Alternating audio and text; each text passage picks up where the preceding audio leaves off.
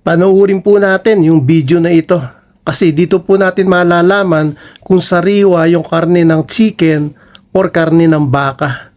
Ito po pala yung paraan para malaman kung sariwa po talaga. Panoorin po natin.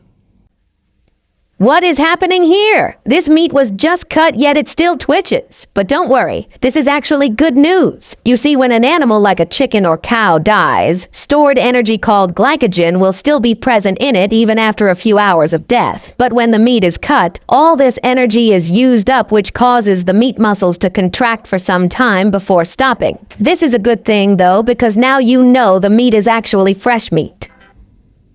Yung pala yung paraan para malaman natin sariwa talaga yung karne. Pag gumagalaw pa pala siya, sign pala yung good news po yun. Ibig sabihin, sariwa po yung karne ng baka o yung karne